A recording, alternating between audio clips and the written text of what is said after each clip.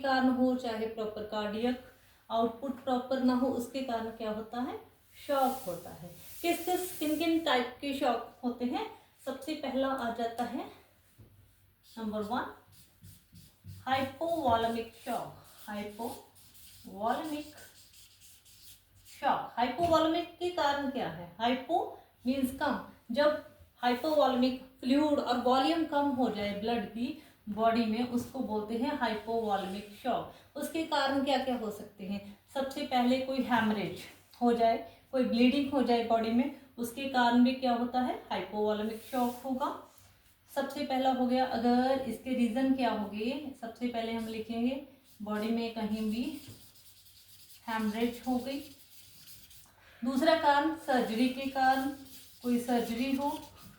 और नेक्स्ट कारण हो सकता है कोई ट्रोमेटिक इंजरी हो। ट्रोमा होता है जैसे काफ़ी सारी पेशेंट की फ्रैक्चर हो गई, काफ़ी सारी हड्डी टूट गई, तो भी हार्ट को प्रॉपर पंप करने के लिए जब फ्लूइड नहीं मिलता, उसको हम बोलते हैं ट्रोमेटिक शॉक। क्या बोलते हैं?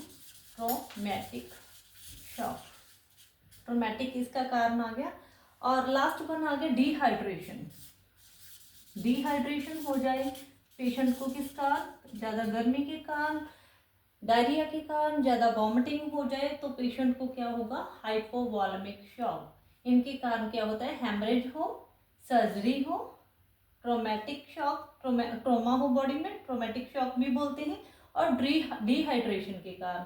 इन 4 कारणों के कारण क्या होता है? पहला हाइपोवॉलमिक शॉक। सेकेंड टाइप हमारी आ गई, उसको बोलते हैं डिस्ट्रीब्यूटिव शॉक। क्या बोलते हैं? डिस्ट्रीब्यूटिव,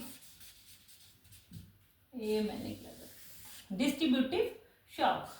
डिस्ट्रीब्यूटिव शॉक, इसमें 2 टाइप्स होते हैं। पहली होती है न्यूरोजेनिक, दूसरी होती है एनाफाइलेक्टिक शॉक। एनाफाइलेक्सिस बोल सकते हैं। न्यूरोजेनिक होता है अगर सिनकोप हो, पेशेंट को सिनकोप हो जाए, या फिर हम बोलते हैं पेशेंट को फेंटिंग में चला जाए, फेंटिंग हो जाए, उसको बोलते हैं न्यूरोजेनिक शॉक। ये डिस्ट्रीब्यूटिव शॉक की 2 टाइप्स हैं। फर्स्ट हो गया न्यूरोजेनिक, सेकेंड टाइप होगी एनाफाइलेक्सिस। उसका मतलब है कोई पेशेंट को एलर्जिक रिएक्शन हो गया ड्रग का, किसी और कारण एलर्जी हो गई, कोई स्टिंग बाइट हो गई, एनाफाइलेक्सिस उसको बोलते हैं, जो डिस्ट्रीब्यूटिव शॉक में आता है। तो हमारी थर्ड टाइप आ गई। उसके बाद वाली कार्डियोजेनिक शॉक, उसको बोलते हैं कार्डियोजेनिक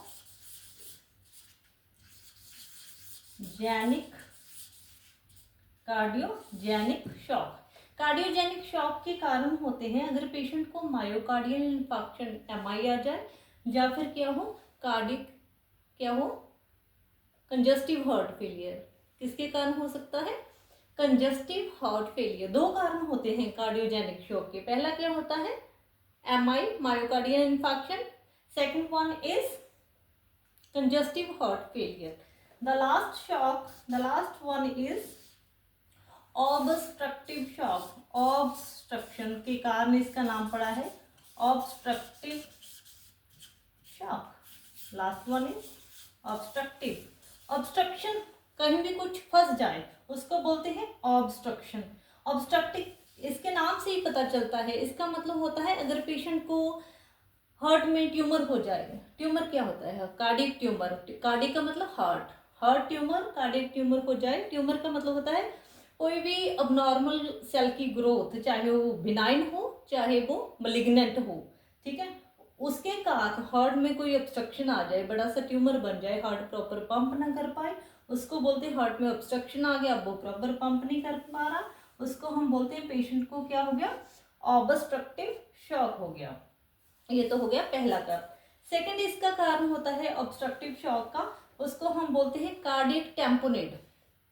कार्डियक टेम्पोनेट का मतलब है कि किसी भी कारण उस हार्ट की पेरिकार्डियम, एंडोकार्डियम, मायोकार्डियम लेयर्स होती हैं, किसी के कारण उसमें फ्लूइड फिल होना शुरू हो गया, ठीक है, जिसके कारण हार्ट प्रॉपर पंप नहीं कर पाता, उसको बोलते हैं टेम्पोनेट। कार्डियक टेम्पोनेट, उसका कारण है ऑब्स्ट्रक्टिव शॉक। ऑब्स्ट्रक्शन आ गई उसमें, क्योंकि उसमें किसी भी कारण फ्लूइड भर गया, ऑब्स्ट्रक्शन आ गई, ठीक है, मसल वीकनेस के कारण, कोई भी रीजन हो सकता है।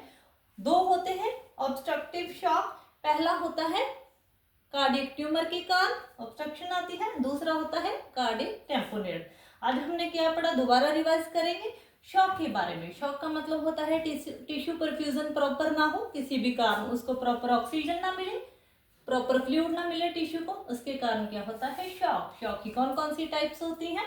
सबसे पहली hypovolemic, second one is distributive shock, जिसमें दो आते हैं डिस्ट्रीब्यूटिव में, पहला आ गया न्यूरोजेनिक, दूसरा आ गया एनाफाइलैक्सिस, और थर्ड आ गया हमारा कार्डियोजेनिक शॉक। कार्डियोजेनिक शॉक बोलते हैं जो आता है एमआई के कारण, या फिर उसका कारण होता है congestive heart failure. Last one is obstructive shock, obstruction के कारण जो आता है। इसके दो कारण होते हैं, पहला होता है कार्डियक ट्यूमर और दूसरा कारण होता है कार्डियक टेम्पोनेट, अगर हार्ट प्रॉपर पंप ना कर पाए। तो आज हमने पढ़ा था शॉक के बारे में। आपको इसके बारे में कोई भी डाउट हो तो please message me directly. Thank you.